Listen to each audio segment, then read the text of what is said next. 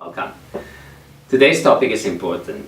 I will be discussing the difference between the application of the energy locks or the bandhas when you perform traditional cleansing methods or mudras or kriyas or seals. Alright. And when you apply these locks in performing organic elements, meaning when you do your meditation, your breathing works, as well as when you perform and practice your asanas. Alright. So these are entirely different topics, although you are using the locks, but their application is much more different. Actually, they're not the same altogether. They are very separate and distinct elements. Alright, principle, philosophy. Alright, our cleansing methods or seals or mudras are performed, alright, to force or somehow do the internal cleansing or external cleansing in a forceful manner. That is why you're using the locks in a way that they become like tools for suction, or you might call it squeezing. But really, these methods are not about the squeezing and the tightening, the clenching. It's more of the inner body moving in distinct ways so you can do the function of loosening and dissolving the blockages of the internal body. You might, but for me, they're really very superficial actually. The best way to really clear our nadis of the blockages is by using the breath, breath regulation. So the kriyas, the Nali kriya, the Uddiyana kriya, the Agnisari kriya, for me they're very forceful. Right? You might practice them, but this is where the confusion might happen, because the application is entirely different. They're not really the same. All right. Now, the application of the bandhas when you do your elements or meditation is different in the way that you are actually breathing normally, right? As opposed to the kriyas and kumbhakas and what do you call this, gestures and mudras. You're actually sucking like a mock breath, right? When you practice it organically, you are just breathing normally. All right. Externally, all right, they might look the same because there will be manifestations of these two methods, and the manifestations externally are actually similar. All right, like this. All right, so I'm not performing a mock. I'm just breathing my normal pattern. But sometimes it surprises me as well when I film my tutorial and I watch it before I post them for my students. I am not doing them at will, but somehow they just manifest. So it's really when you cultivate your practice through the organic method of utilizing them, they will just manifest externally. But I don't want you to be caught up in the idea that you have to always mimic the external structure, because everyone's structure is different. Yeah, so what is important is how they manifest inside. How they manifest inside. So for this lesson, I want you to separate your kriya practice, the mudra practice, and the kumbhaka practice. For this tutorial, I will be teaching you ways and drills and how we could, or how you could, apply the breathing and the bandhas or the energy locks organically and lightly. Alright. Precursors or prerequisite or requirements for this tutorial, definitely, let's all be honest, you have to build structural strength. Good. So before you apply, before the organic manifestations of the bandhas is felt, you have to build structural strength. And for this tutorial, you should, before you do this lesson, you should be able to do the bakasana, this, the position of the crow when you're lifting your feet off the ground like that. Alright? I posted a full workshop about that, because it's not just about performing it, it's actually breathing and then shifting your energy as you do the element. That's number one. Number two is the Lolasana. This, when you're pushing and then you're lifting yourself off the ground. Again, it's not just muscular effort. You need to learn how to move through it and breathe through it. And then finally, requirement for this lesson is the jump through. Alright, so you don't have to do the jump throughs with your hands flat on the floor. Alright, at least you should feel lightness when you get those legs or hips through. Or if you're not ready for that, you might do this first, and then here you should be able to lightly lift your and then fit yourself through. So those are the three prerequisite requirement for this lesson to manifest, or somehow you'll be able to feel some of its manifestations. Without them, don't try this one, because it will not really happen. It might even cause more problems, because you are forcing your body, you're forcing the mind, you're forcing the breath to some elements that are not ready yet. So work progressively. Alright, now, how do we apply now the locks in a way that we don't squeeze, we don't clench, we don't tighten? We utilize the locks to direct our energy out. Alright, so the locks are really point inside the body. So they open and they close. They open and they close. So that's the principle. Yeah? So how do we allow the locks to lightly open to pave way for the gentle drawing up when we breathe through them? Alright, so drill number one. Alright. Sitting in the Virasana, or here. Good. Definitely, if you cannot do this, well, work progressively, because the elements will require flexibility of your knees and your feet and low back. Why? Because when we perform later the element of jumping forward to stand, the rest of your external structure should have developed that lightness and mobility. Again, it all boils down to the practice of the compulsory elements. Alright, so we don't want to be rushing the process. Alright? Good. From here. The natural tendency of the inhalation is this. Inhale, and then as you exhale, we close. There's nothing wrong with that. That's the natural tendency of the breath. That's the natural pattern of the breath. Now, this is what we're going to do.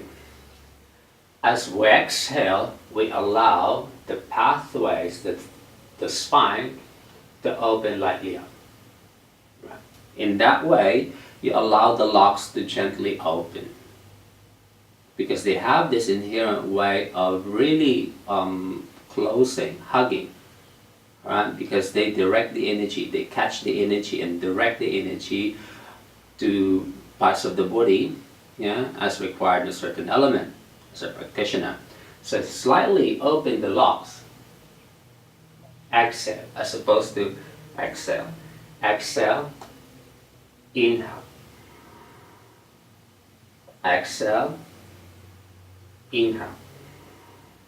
Alright, so again, although there will be external manifestations, let me take my shirt off, but don't be caught up with the idea that you have to really follow the structure. Alright, let me be very, very clear with that. It's more inward. Alright, just for you to have an external image of how the adjustment should be done. It's the spine, and it's some of it manifests externally, but this one, it's more inward. Exhale, inhale. Exhale, inhale. Good. So why is it that my inner body, this part of the body externally hollows? Because something inside is happening.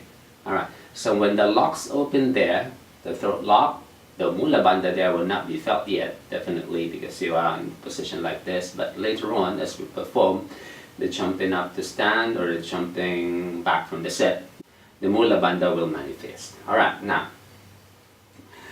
the reason why it goes hollow on the inhalation is because you're drawing up. It's drawing up.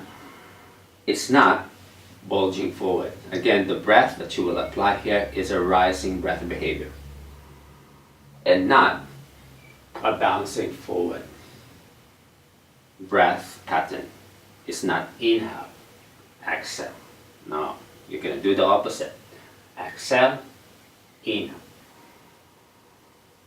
Exhale, inhale. Exhale, inhale. Alright, the sensation inside now as you exhale, it forms like a gentle attraction to open, because you're going to use that light opening of the locks to draw the inhalation to pass through those points, because you're going to use that now to create the buoyancy when you perform the element. But it's not squeezing. It's not exhale and then squeezing. Very different as opposed to a kriya. Alright, now, next drill, you're going to perform that now in the position called the Asana, or the pendulum. Yeah? I posted a full tutorial of the Asana. Yeah, you may want to take a look at that, because there I discuss all the finer details of the elements. But this is just the application of this particular lesson. Exhale, inhale. But exhale, loosen, inhale. Alright, now to apply. Exhale, fold. Now keep the hips and the rest of the lower trunk as one unit. You don't want to bounce up. Right?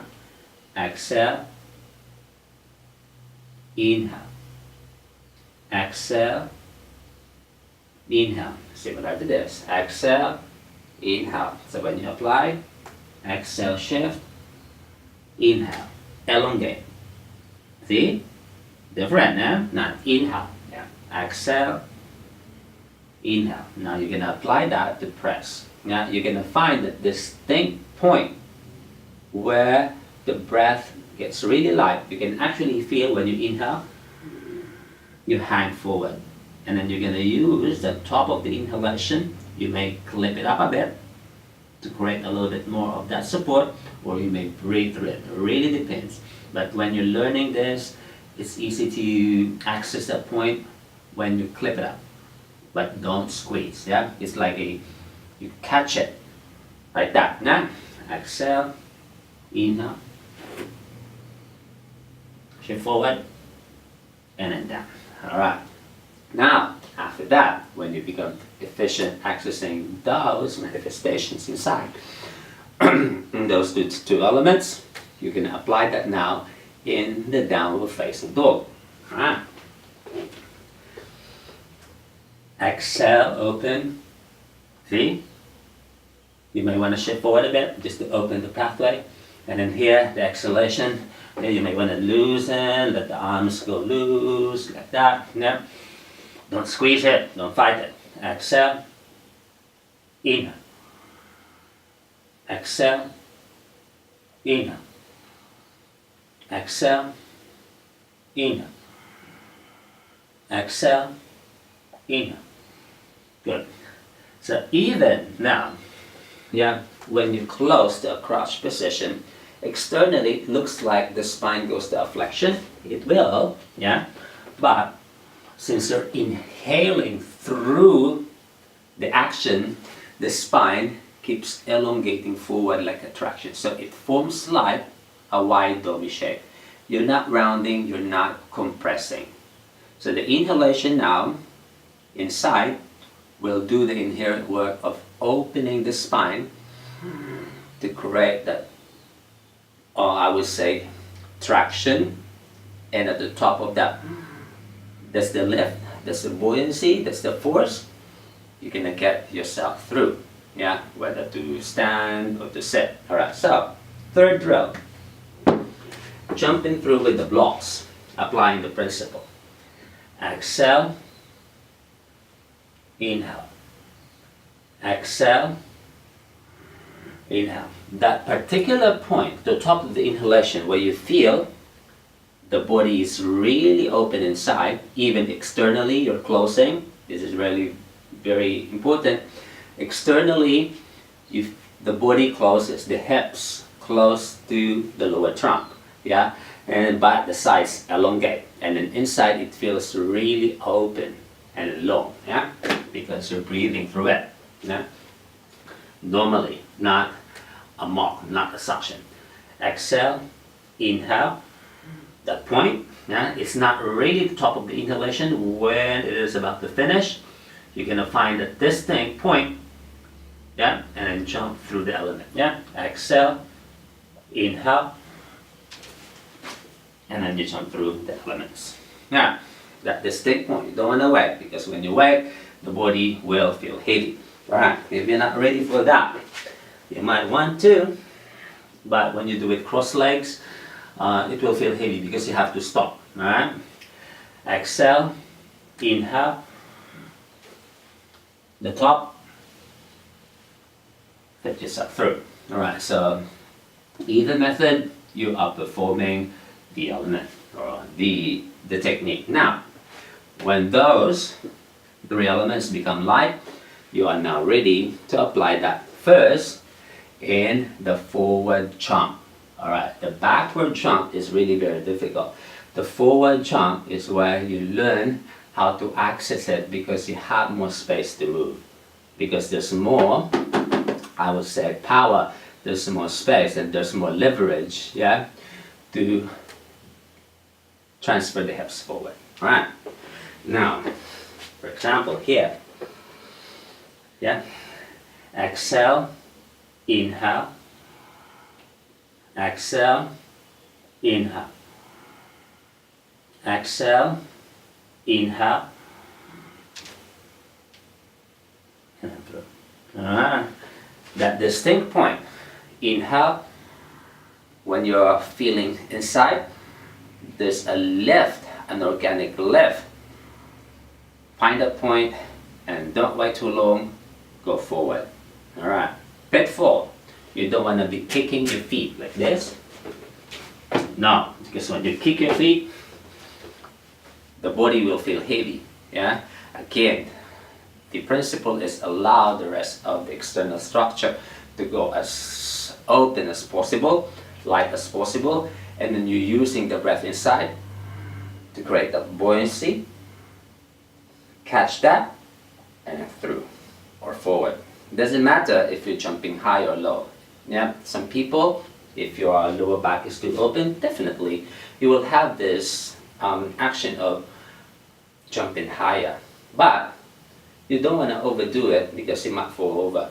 Alright, and you don't want to pike it, because when you pike it, actually you're not using the core, you are just balancing like this. That's why I don't want you to, I don't encourage you to jump your feet like that. No, it's not using the core, it's just balancing. Alright, so what you want to do now is to use the core and the breath. Exhale, inhale.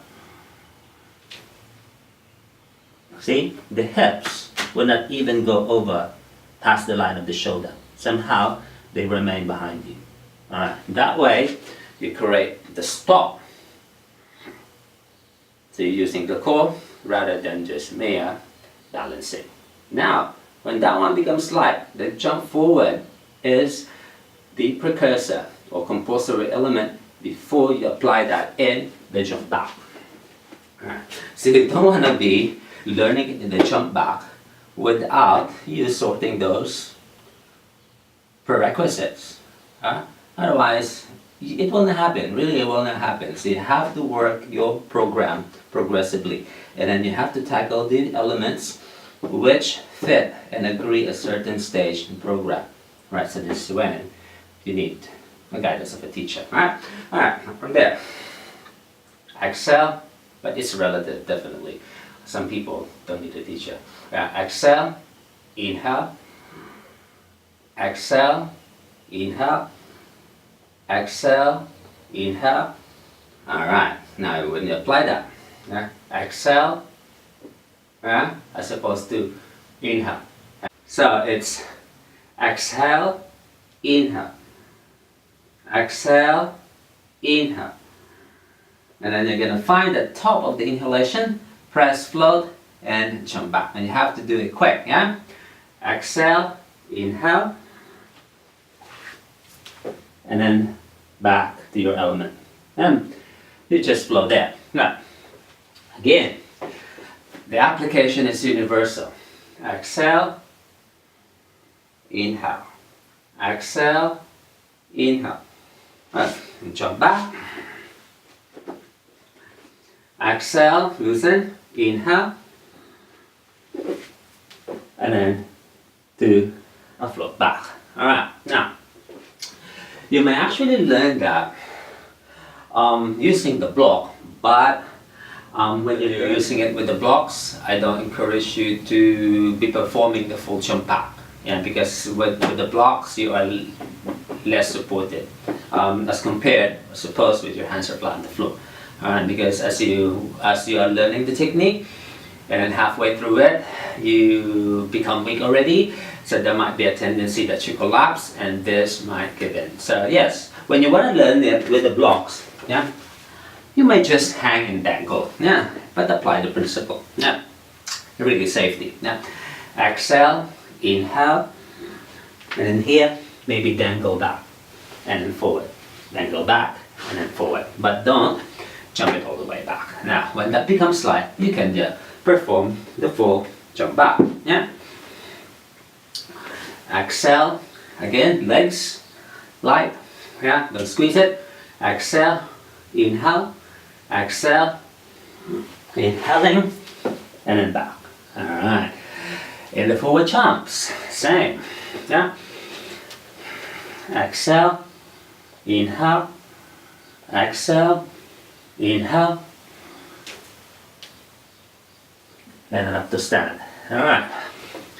If all of those elements become light, you can apply the principle.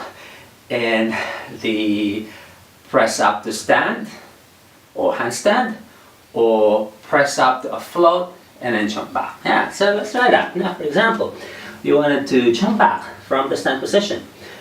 Yeah, same. Exhale, shift forward maybe, just to loosen. Yeah, you don't want to fight it. If you're lacking the flexibility, bend your knees. Same. Exhale, inhale. Exhale, inhale, push. Alright. For example, you want to keep the knees bent. Yeah, lacking the flexibility. No worries. Same. Exhale, inhale, and then jump back. Alright. Now, if you want to perform that, and the handstand press, same. So the handstand press would be one of the last elements that you would have to learn. Right? Here, exhale, inhale, and then down. Yeah, and you may progress all the way to your full handstand press. Right. So the heart of the discussion is work progressively. Right. Number 2, separate the Kriya practice, because the principles and the method of utilization of the bandhas are really different. So when you breathe through them, the bandhas manifest so light, feels like actually they're breathing organically inside your body. And this is, for me, the most meaningful way of applying them, because later on when you meditate, you don't want to be too busy squeezing, tightening, because the bandhas would have to work organically inside, and organically directing the breath and the energy to parts in your body that's required in a certain element or inside your nervous system. Alright, so try that one. Work progressively. It might be another long journey. Well, really doesn't matter. As long as you work progressively and safely, that's the healthy path. I'll see you next time. Namaste.